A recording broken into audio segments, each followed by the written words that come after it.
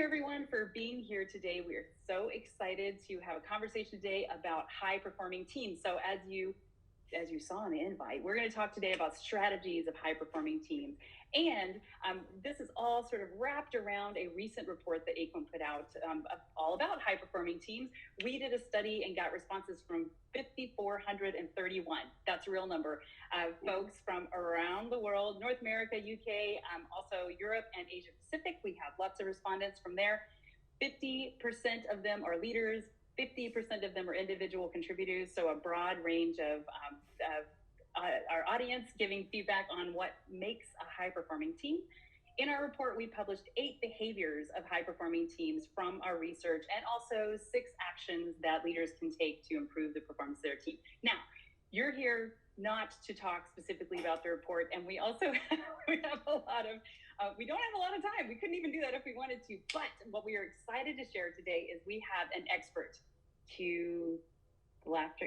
You said you're going to laugh when I said that. There it is, right there. I humbly take that title. Thank you kindly. I love it. So we have LaMonica here today joining us, and we're going to have a conversation about high-performing teams. If you wouldn't mind, I would love for you to introduce yourself. And Sure. We're ready. Well, thank you so much, Susie. I appreciate the warm introduction and the opportunity to chat with everybody. So I'm a global product and design executive. I've been really fortunate in my career to work with some great places like Google, GE, the Olympics, Bloomberg, Adobe, and do work I'm super proud of. But like, you could go to my LinkedIn profile to check out my pedigree. But one of the things that Susie and I were talking about too is like a lot of the challenges that executives and individuals face in creative industries, they're not like product problems or design problems or strategy problems. A lot of it is people problems. And I got smart a couple of years ago. I got licensed in executive coaching. So I have like letters after my name and stuff. But that makes the people part of my job just so much easier. And high performing teams is something pretty critical. So we're gonna be talking about like the people component of making work really fluid and high functioning groups of individuals. So thanks for having me. I love it. Thank you for being here. And I love your broad range of experience, and I'm really excited to dig in. So for those who don't know, I'm Susie Hall. I am president of community and customer engagement at Aquent. I've been here for 24 years. I can't even believe it. My current job is to lead a community for senior design leaders called Inside Out. And so I also get a chance to talk to lots of amazing senior leaders, just like Andy, about how to make a high-performing team. So we got lots of data points we're gonna talk through here today, but we're gonna start with asking you a question, because today we wanna not just have a here's some information kind of LinkedIn Live. We want your feedback too. So if we can queue up the question, we would love to know from you. Think about the best team that you have ever been on, and what were some of the behaviors of that team? So if you could put your answer in the chat, we would love to hear from you. Best team you've ever been on, what were some of the behaviors of the team? And it could be like a work team. It could be like a team at school or university, sports, whatever it is. Just think about it real quick. We'll give you like maybe 10 seconds to just throw some stuff in the chat. And Susie, I'll let you continue and vamp. Yeah. Oh, well, apparently, I was going to say, apparently Peter's best team had no project managers. Peter, I'm just going to bring that up because I'm acknowledging your comment there. And everybody has a different experience with high-performing teams. So, all right. Who can give us one? There we go. Oh, laughed a lot. There you go. Humor. I love it. I would like to be on that team, Brad. And hi. Now, it's super common when we do talks like this, that sometimes people are just kind of riding the LinkedIn Live, just kind of listening, and that's cool too. I've done this a bunch, and Susie has done this a myriad of times too, but it's always nice to get some initial feedback to see where the audience is. Now, Susie, you and I know this, the audience doesn't. So when we started talking about this lecture of high-performing teams, there's so many facets of it. So there's like 14 versions of this talk, and we get to go wherever the audience wants to. So it's pretty cool. I love it. We got a lot here, Andy, now. Look at that. Yeah, this is really interesting. Empathy comes up a lot. High trust. That's good too. It's really interesting. And as people are throwing stuff in the chat, I've done this exercise actually a bunch with everything from like big tech organizations to internal teams that I was working on too. And a lot of the answers are similar. No matter where you are on the earth, what teams you're working on, you'll hear things like high trust or supported, or everybody's kind of going in the same direction. We feel like there was clarity with what we were trying to do. And so it's really interesting.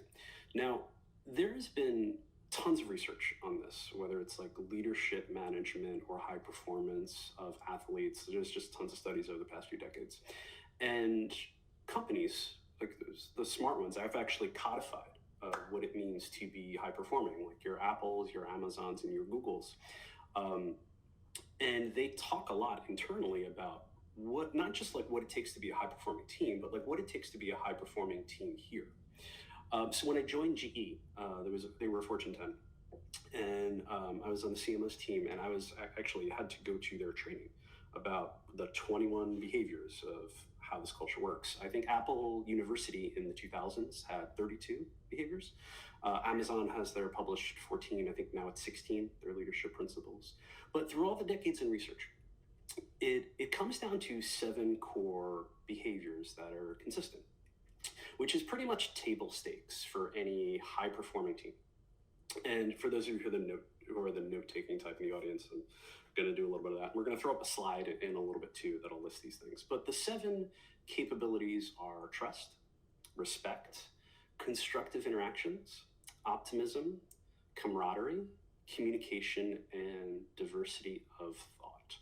So when you go through all the research and when you talk about the teams, it kind of boils down to this. There's more, but these are the ones, the behaviors that come up a ton. And you could take the slide down for a second, because I'm actually going to unpack these a little bit. And Susie, if it's okay with you, I'm going to talk about these a little bit. And I love it. If you want, do you want the audience to vote on which one that we can talk about more? Oh, yeah. Is that how you want to do So it? start thinking about this. As we listen to Andy, we are going to take a vote afterwards and dig a little bit deeper into one of these 7. I just want to also acknowledge, thank you for putting all of your comments in the chat here. Lots of those mirror things that are on this top 7. No surprise there, huh, Andy? But let's dig in. Tell us. Susie, was anything surprising about the 7 that I just listed? Surprising. That's such a great question. I would say maybe not surprising, but one of the things we found from the report that we put out was that constructive interaction was not necessarily, it did not rate quite as high on high performing teams as we thought. It was definitely higher on a high performing team than a low performing team, but constructive interaction seems like that would be prevalent. So that surprised me from the report. I love that it's on your list here though. Awesome. Yeah, so trust came up a bunch, so I'll lead with that. So when you talk about trust, like diagnostically, that is credibility, like, are you going to do what you say you're going to do, and consistent behavior over time. Now, there's a lot to dig into, even if the audience wants to talk about, I'll gladly do that. But when you talk about a definition for trust in high-performing teams, it's credibility and consistent behavior over time. Optimism is interesting. Optimism is the belief that the team can overcome challenging things. There's this kind of growth mindset that focuses on opportunities and solutions rather than like obstacles and setbacks. Respect is the 3rd one. That's positive interactions and collaborations. That's valuing other people's opinions, not always agreeing. I want to be very clear about that, but it's accepting that other people's point of views may have some merit. Camaraderie. Now, camaraderie is interesting because that's the separation between a working group and a team. A working group is just a bunch of people together with their goals and objectives, but a team, you have 2 markers. One is a bond of unity, and the other is a shared purpose. So those things to consider when you start talking about camaraderie. Now, constructive interactions. That's where team members that are solution-oriented towards each other, where everyone is contributing to like the overall success of whatever the team objective is or the organization. Value diversity, that's a big one. I mean, everyone on this call understands that is important. But it's the thing I want to highlight though, it's not just embracing differences, but it's how do you leverage that diversity for innovation and problem solving.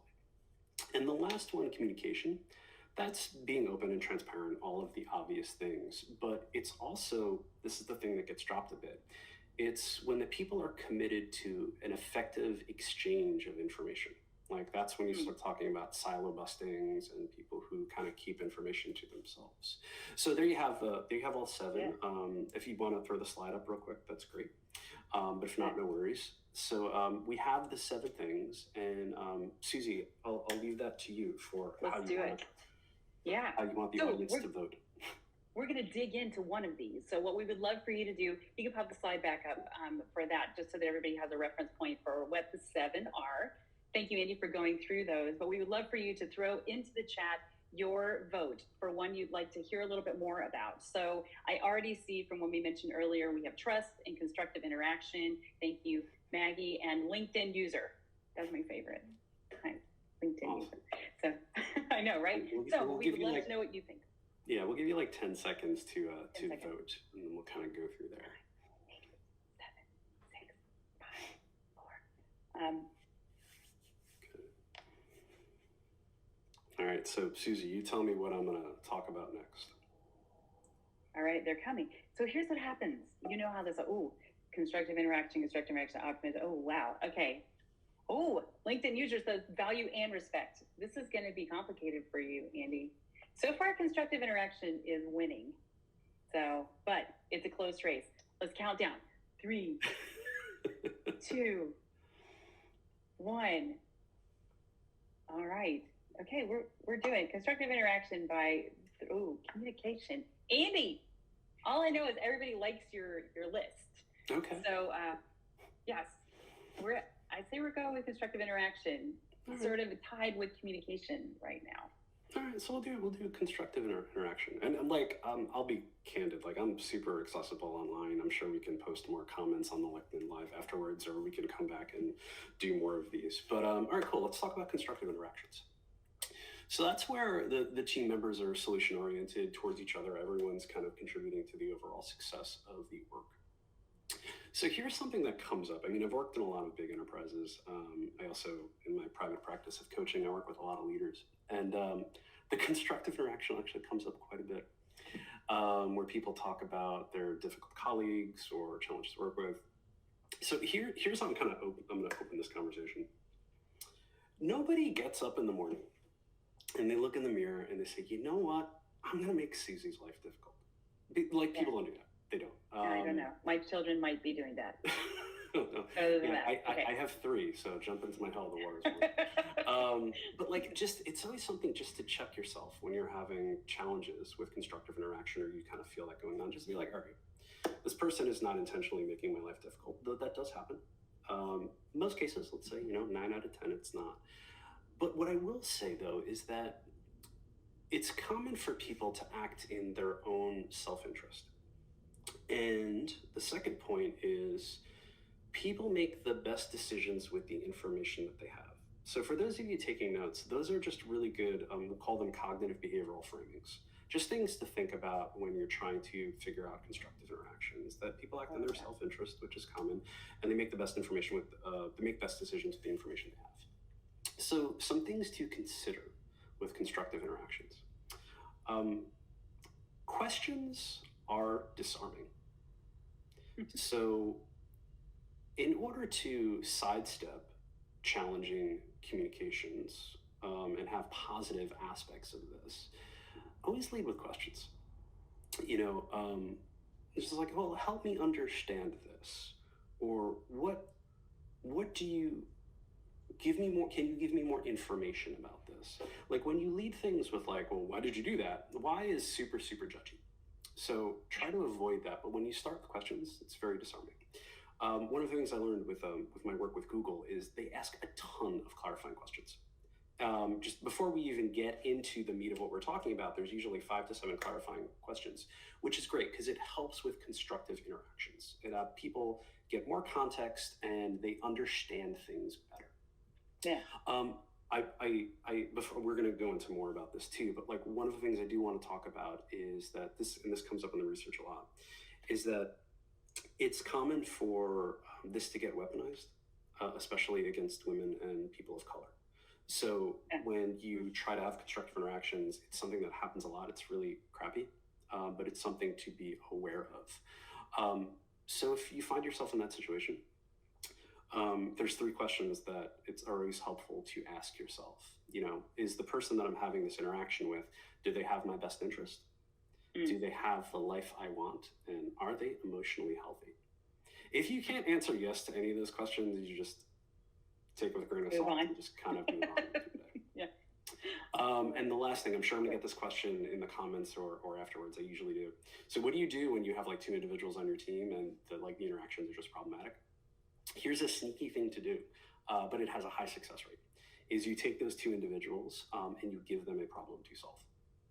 Don't help them, just be like, here, you two need to work this out and solve the problems. Because the more time that you spend with an individual where you are working towards a common goal, the better the interactions will be. All right, so I want to pause for a second. I know I've been talking for a little bit, but Susie. Well, we have a question.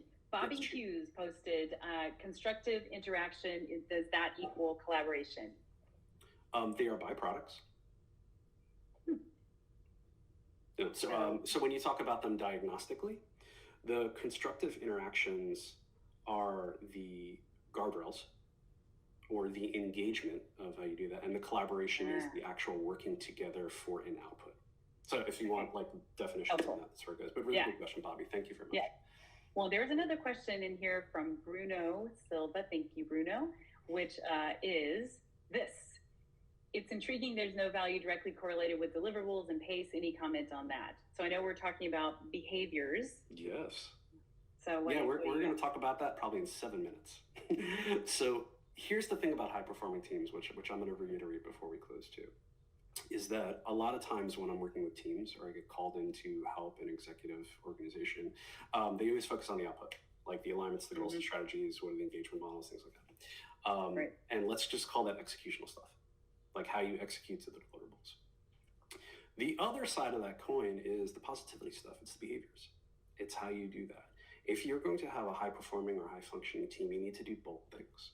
You need to have the executional stuff, but you also need to have the psychological safety and the trust and the camaraderie and all those things to do that. Because even if you are just doing the executional stuff and you're delivering and you're doing all of that at full percent, you're only 50% there. And when you look at the research and when you, even with, the Apples, the Amazons, and the Googles, that behavioral stuff is always there. It's always half of the job. So I hope that answers your question. Thank you. I thought that was very interesting, though, because I really do think that is the natural inclination, is to talk about what needs to get done, not necessarily the how you go about doing it, which is the magic of behaviors. Ta-da! So, hey, Diego, thank you for sharing your takeaways. Thank you for being here today. That is awesome. Maggie, great point. Psychological safety, so crucial. Behaviors, like we could talk about behaviors all day. So, Andy, when we were preparing for this, one of the things that you talked about was how leaders can create rituals that foster these behaviors on their team. So could you give us an example of something that a ritual that one might try to create, to foster an environment that has constructive interaction at its core? Oh, sure. So a couple easy ones, a couple norms that you can institute or rituals that you can work with your team. Feedback. Feedback comes up all the time. How you're doing positive feedback, there's tons of information out there on do this. There's a couple that I go to often. So at GE, we have this thing called continue consider, which is, continue doing X or consider doing X differently. And it just happens so regularly. We actually built an app for it.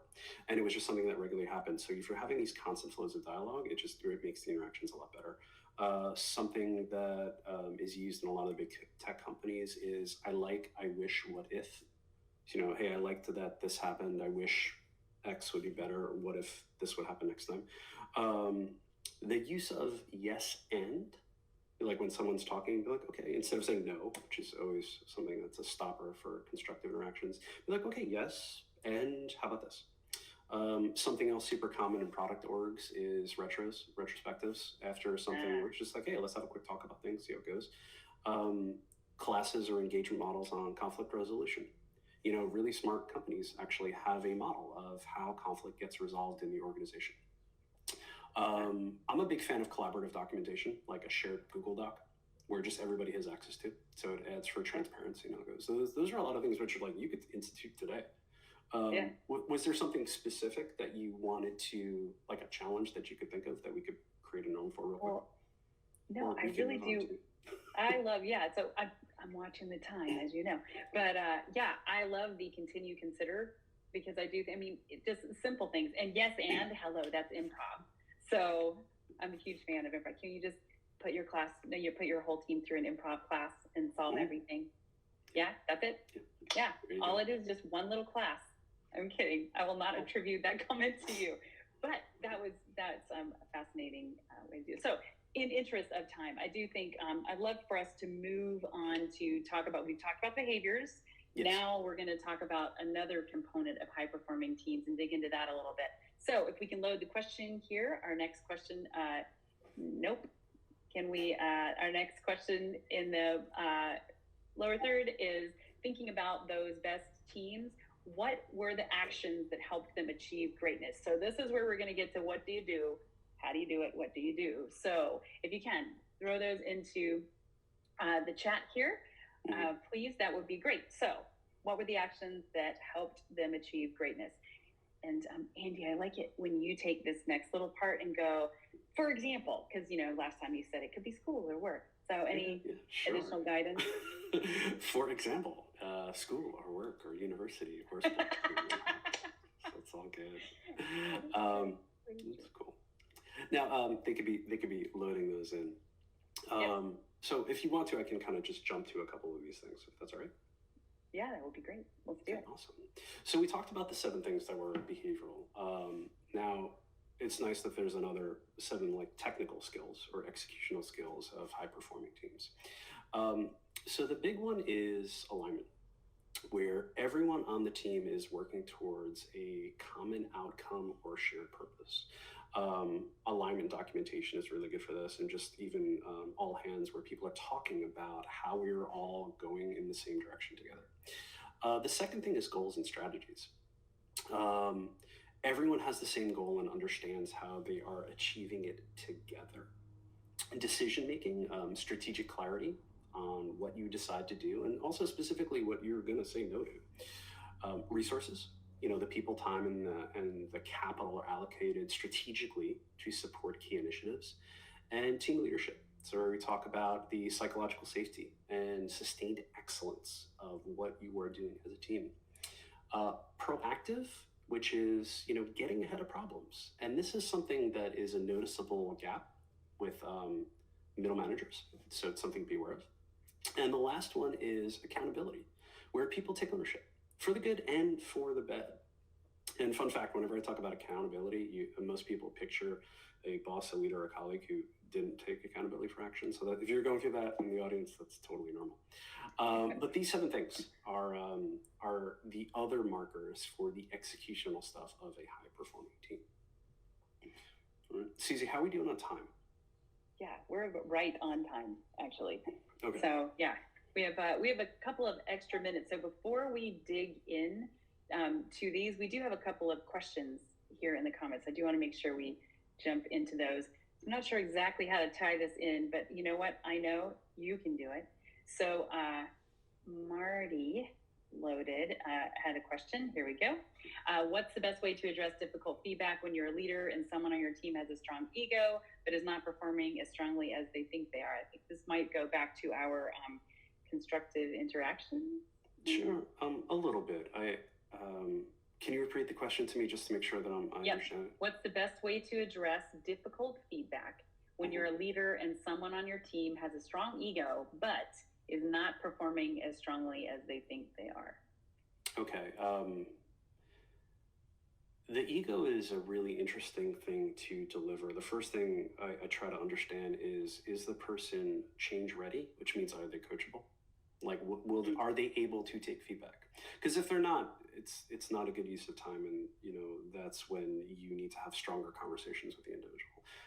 360s are really good for a dose of reality. To be like, okay, look, I understand that you think you're God's gift to product, but here's what your team says about you, your feedback and stuff like that. 360s are really effective coaching and developmental techniques. And other aspects is, this actually comes with feedback. It's SSOI is the framework. So the first S stands for self-evaluation. Be like, hey, so-and-so, like, how do you think you're doing? The second S is the situation. So it's like, okay, here is what's going on. The O is observed. I observed that you are not delivering your expectations as well as you think you are. And the I is the impact. And impact, it's always business related. Like I said, the impact of you not being able to deliver what you think you're delivering is that the business suffered, or there's more people that are spending time on this thing, or you're not delivering to the expectations of what your role entails. That's super high level because I'm trying to be very aware of time. I fully understand that the person who asked that question, I'm sure there's nuances to that, as there always is. Feel free to DM me, and I'm more than happy to chat about that. Thank you. Yeah. And hopefully that ties as well into another question that we have on effectively dealing with egos at work, especially as a woman. So does this framework also work? Yeah. It's different. I would like to say that there is very specific research out there about women executive leadership, but unfortunately I've read all the books. Like 72% of my client base in my private practice are women and people of color. And there's not a lot of really great stuff out there. There are some reference materials I will post in the chat, which I think everybody should read. Egos are different because women and people of color tend to be judged more harshly, which is unfortunate, where their expertise is viewed a lot of times by white male counterparts as ego. Or, and that duality is always really frustrating and challenging to navigate. The important thing to acknowledge is that the problem is rarely the woman or person of color. It's how they navigate the culture codes. Culture codes is a diagnostic term for the unwritten rules of how things work in an organization. This is a topic I would love to talk more about. I've given a couple lectures specifically on this, and I'm more than happy to continue this conversation offline. Thank you so much. That's great. I know we could go in lots of different directions, but without going too far into those. So let's look those 7 back up again at the bottom there, please. So we're focusing on the skills of high-performing teams, and likely some of what you just described about feedback and how to navigate that, whether you're the leader or you're not the leader, fall into some of these. But let's tackle some of these. I know we want to dig specifically into decision making here today. That is one of the things that we talked about. But let's. Do you have more commentary on any of these, or any parts of these that might also address that question? Okay, we can go a lot of different places into this too. I fully acknowledge that these topics are really important for leaders all around the world to be aware of. And I'm also aware of the fact that we have 40 minutes to talk. So if you want to do a part 2 of this, I'm all for it. Or if there's something that the audience really would like more information on, I want more people to have more knowledge. And it just makes us effective leaders. So if there's anything I could do to help us support, I would gladly do that. Yes. Okay. Thank you so much. Yes, and we are getting a lot of questions that are very people-oriented, just like you said to begin with. How do I navigate this, whether I'm a leader or I'm on a team or have someone on my team or whatever, those whole people interactions, which ties directly into these skills.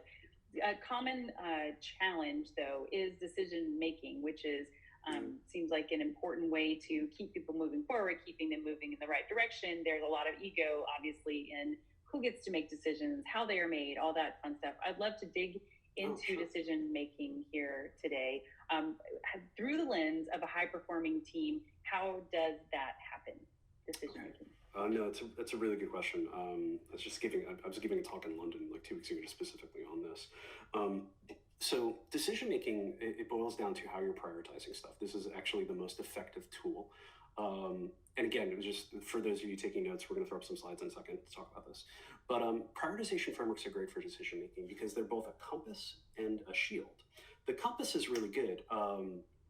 Actually, if you want to take that slide down for a second, we're going to get into some other stuff. Thank you. So the prioritization frameworks are really good because they're the compass and the shield. The compass is they're going to help you guide through complex landscape of like feature choices or resource allocations, anything like that.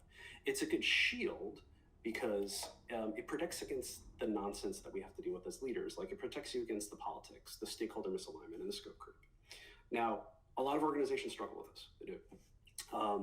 But here's the thing, leaders who can effectively do this, you're actually empowering your team to be more high performing. And it also showcases to leadership a strategic mindset and executive capabilities. So when I'm doing promotion cycles, like that's something that I look for. All right. So the first thing I want to talk about is what to prioritize. So we're gonna put up a slide real quick about the things about prioritization. Also, equally important, what to deprioritize, which we're going to talk to you about this. Now, we're not going to talk about all of these, but if those of you are doing like screen shares, this is something really good for you to like, not screen shares, like you take a picture of this so you have it for later, something good to have. But I'm just going to talk about a few of these really quickly for the sake of time. The two that come up a lot are features that accelerate, advance, and support the overall business goals. Like when you're talking about what to prioritize, what decisions to make, whether it's a marketing campaign, product launch, design, creative, whatever it is, it always goes back to this, and it's surprising that a lot of companies don't do this. The second thing is something that gives the company a strategic advantage. Anything that gives the company or operations a leg up against the competition. Those are really great. And the last two I want to talk about, so sustainability, which is something that comes up a lot in my conversations with Google. It's like, as you're prioritizing and making decisions, like how do the products, campaigns, whatever it is you're working on, how is it sustainable, not just for now, but for years? I was working in a financial services organization, and we talked about like the generational quality of a product, like how is that going to last your life and also your kid's life? On the last one, this idea of enhancing the brand's reputation, like those things are always really good. Reputation is critical when it comes to purchase preference. So there's just 12 things up there that we threw up there. And now I want to very quickly jump to what to deprioritize. So if you want to throw that slide up really quick. And this is one of those really good ones to do a screen grab of, just to kind of have this. So that's cool. All right, so the first one I want to talk about, it's products or features that are politically charged. So this is really interesting because politics are something that comes up a lot, and there are many conversations I have with stakeholders where it's just like, all right, I know you want to do X, but it seems like that's conflict with what the CEO is doing or what the leadership's doing or what there's other things like that. So it's I want to work on this, but why don't you two go figure that out? And then when all the politics are aligned, I will gladly prioritize this or put teamwork on. So it's good. And then the last thing I want to talk about are these two things. One is like the Black Mirror component of this. Usually at the beginning of any meeting, we have like, how could this go horribly wrong? Whether it's a marketing campaign, a product launch, or whatever, like just have that conversation about like, how could this go butt over tea kettle? That's a States term. So it's just like, how can this go wrong? And just having this conversation, just be aware of, and then plan against it. And the last one, which I think is very important too, this idea of ethical or security concerns. That's things you definitely deprioritize. If things are ethically questionable, if there are security problems, like then you pause work. Anyone who's followed Apple's business strategy for the last 2 years or so, and it's even shown up in their commercials, there's a lot of emphasis put on trust and safety and making sure people are secure with their information. So it's definitely good. So I want to be really clear though, I just gave you like 24 things. Now I am aware that every company is different.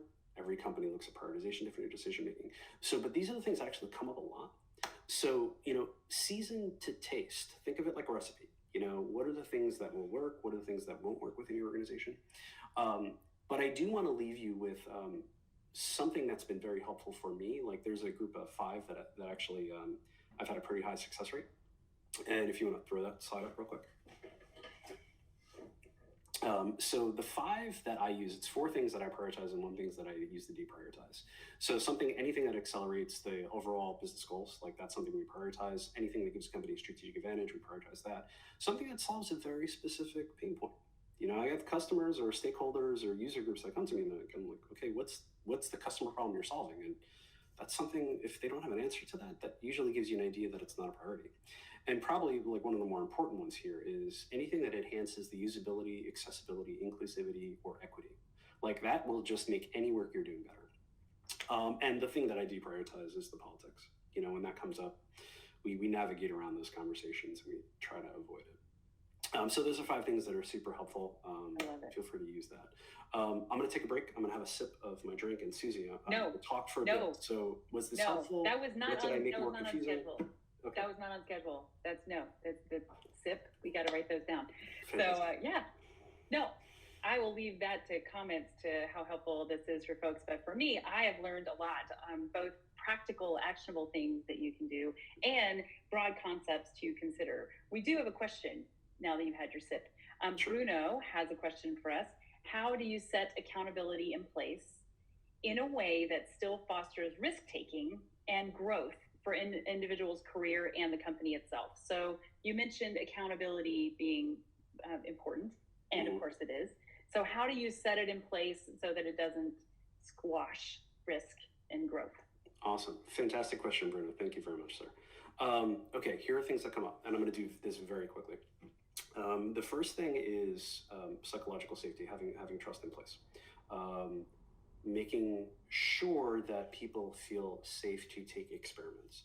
Now, the challenge is usually the bigger the company or the higher cost factor of the company, the more they mitigate risk. So when you have risk mitigation in place, it makes it hard for people to take risk. So you need to foster a culture where it's okay to fail. Some norms and rituals that I've seen companies do with great success is talking about failures, talking about them. The more failures you have on a regular basis, the more okay it is to get through this and make really good work. Something really interesting that Apple does. Apple runs their creative review process pretty much like Saturday Night Live, which is a show that's popular here in the States.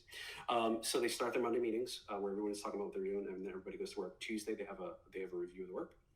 Wednesday they fix the work and they do more stuff. Thursday they review the work again with everybody, and Fridays towards the end of the day they have the meeting of possibility where all the executives, the VPs, they all look at the work, and you know what? They start the whole thing over again on Monday. And they just keep on doing that. And it's super safe. Everybody's okay to take some risks, some calculated risks, not blind risks, but just to experiment and try different things. So, Bruno, I'm sure this is a more nuanced question, and I'm more than happy to have this conversation with you offline, but those are a couple things that anyone can start doing to make it okay to take risks. Cool? All right, Susie. Yes, I did enjoy that. I did. And I do think this is a very complex question, just as you said. I want to acknowledge also we are not avoiding the question about neuro differences that came up earlier. And yes, this is very, very important. I think we have an entire talk, Andy, on the values diversity piece of what you were talking about before, and also prioritizing the inclusivity and so you brought up some great points that address this a little bit today. So I just want to acknowledge that. Thank you so much for putting that in the chat. So I can in 10 seconds address the neurodiversity thing. Let's do it. Yes, do it. Because that is coming up so much, and there's actually really good thought leadership in the space on how to do it. I can tell you anecdotally, neurodiverse individuals index really high in product, marketing, engineering, and legal. Because in order to do, like, I'm ADHD. So in order to be able to be high functioning as we are, we usually thrive in environments like that. So the real quick way to deal with that too is to understand the individual's communication style.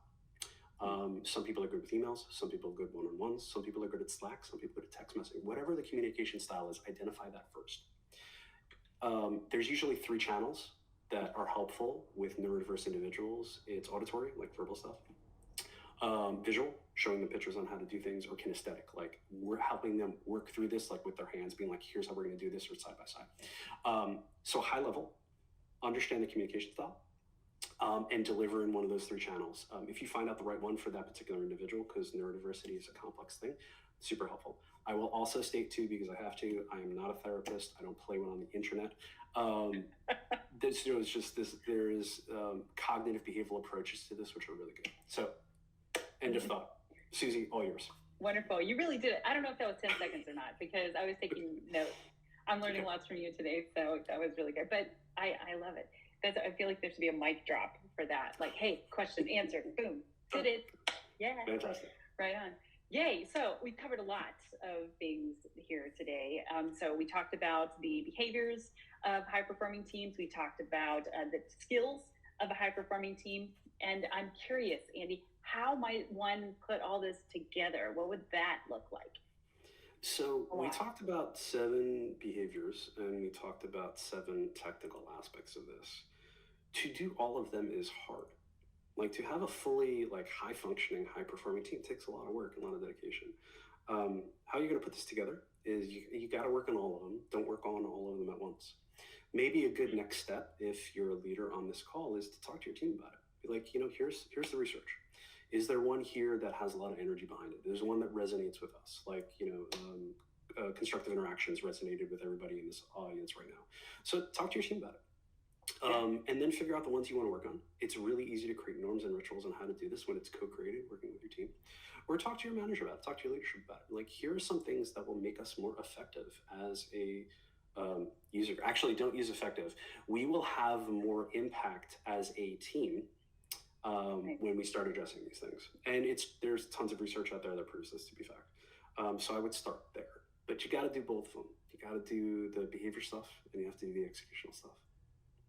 I love it. So seems like this would be a great assessment too. Take a look at where your team is within those 7 behaviors and how their actions might mirror those skills.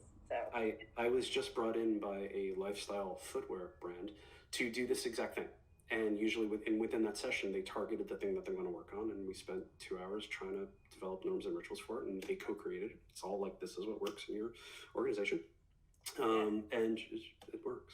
So I do want to pause real quick with everybody. Like, is this helpful? Like, throw like yes or no into the comments. Like, is this information valuable? Is this supportive? Because it's important to me to like deliver stuff for Susie and for you all that's resonating and provides value. So just let us know. While they're doing that, Susie, what's next? Yeah. So, well, we're at 45 minutes. I don't even believe it. It's just like tomorrow is the middle of December, and I don't believe that either. So we're at wrap up here. We would love to hear from you in the chat as what you found helpful today, or whether or not you found this helpful. And of course, we put Andy's LinkedIn into the comments here as well. We'll include those in the comments for the recording later. So that I encourage you to reach out to Andy. And I know, Andy, I feel like I know you well, and yet I learned a lot today. So I think there's so many things to explore, and I definitely feels like we need to do this again. So based on everyone's feedback, we'd love to find that direction and do that again. Also, obviously, if you have not yet downloaded Aquent's insights reports, please, I encourage you to do that. I think Andy will agree with me on this. More information is better. Educating yourself is a great way to improve the performance of your team, period. End of story. And so this has been fascinating for me here today. That's what it was all about. Remember, we're like, hey, Susie wants to have fun. There it is. It's good. This is a great way to go into the holidays, so it's awesome. I will acknowledge too, before we wrap up, that none of this is easy. It's hard. This is a lot of work. So, I mean, and especially as you're doing the deep work with the behavioral stuff, it's just really important, like, just to be kind. Be kind to yourself, be kind to that person you see in the mirror every day. Like, this stuff is hard. Leadership in general is a challenge. So just do your best to keep at it. And, you got a support system here. So thank you all very much. What a way to end on kindness. I also have a postcard on my desk that someone sent me a while ago that I love. And it says, growth and comfort never coexist. And it's sitting on my desk to remind me when we're trying to achieve new things and make change, it's going to be uncomfortable. So but anyway, so approaching that with kindness, what a great way to end us here, Andy. Thank you so much for being here with us today. Really appreciate that. Thank you everyone for joining. This was a great conversation. Hopefully you got a lot out of it, and definitely please reach out and keep the conversation going.